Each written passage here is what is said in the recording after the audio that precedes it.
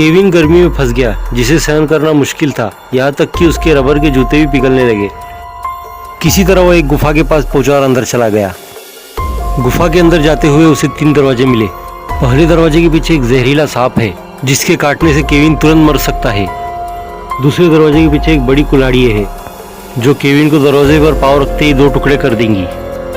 तीसरे दरवाजे के पीछे बहता हुआ पानी है। इन तीनों दरवाजों में से केविन को कौन सा दरवाजा चुनना चाहिए? ए, बी या सी?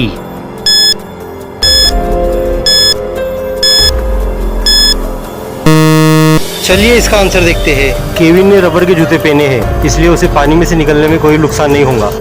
वो सी वाले दरवाजे से निकल जाएगा। दोस्त चलिए अगली पहेली देखते हैं। किसी ने राजा के महल से एक बेशकीमती पत्थर को लूट लिया। राजा की सेना 4 लोगों को उठाती है और महल में राजा के पास लाती है। राजा उन चारों से कहता है, तुम में से जिस किसी ने भी वो कीमती पत्थर चुराया हो तो अच्छे से हमारे हवाले कर दो, क्योंकि वो पत्थर बेशकीमती तो है ही, लेकिन हमारे राजघराने की निशानी भी है। वो चारों निर्दोष होने का दावा करते हैं। राजा ने उन चारों को एक एक लकड़ी देते हुए कहा, मेरे पास ये जादुई छड़ी है, तुम चारों ये छड़ी ले जाओ। तुम में से जिस किसी ने भी कीमती पत्थर को चुराया है, ये लकड़ी उसके घर पे 2 इंच लंबी हो जाएंगी। चारों ने वो लकड़ी ले ली और लेकर अपने घर चले गए। अगले दिन चारों लकड़ियां लेकर राजा के पास वापस आ गए। उन्हें देखते हुए राजा समझ गया कि चोर कौन है। इन चारों को देखते हुए क्या आप बता सकते हैं कि इनमें से चोर कौन है? ए, बी, सी या डी?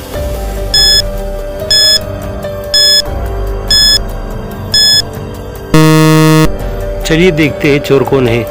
राजा ने उन लोगों को लकड़ी देकर उन लोगों से कहा था, तुम में से जिस किसी ने भी कीमती पत्थर को चुराया है, ये लकड़ी उसके घर पे 2 इंच लंबी हो जाएंगी। राजा भी बहुत अक्लमंद था। असल में उसने उनके सामने चाल चली थी। चोर ने सोचा कि लकड़ी 2 इंच बढ़ने वाली है, तो क्यों ना मैं उसे 2 इंच कम कर दूं। बस यही कर वो फंस गया। चोर डी है, क्योंकि उसकी लकड़ी छोटी है।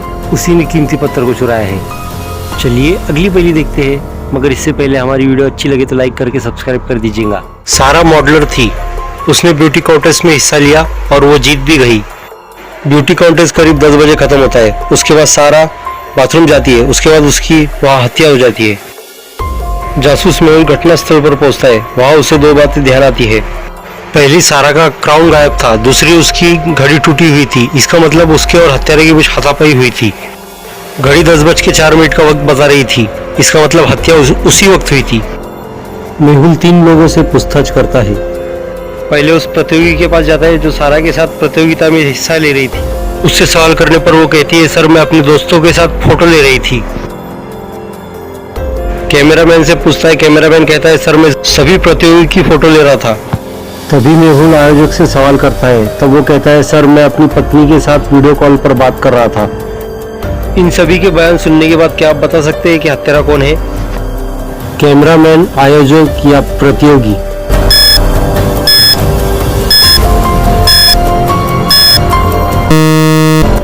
क्योंकि कैमरे में 10:04 पर सारा की तस्वीर नजर आ रही थी, मगर उस समय तो सारा मर चुकी थी। इसका मतलब कैमरामैन ने फोटो में कुछ छेड़छाड़ की है, वही खूनी है।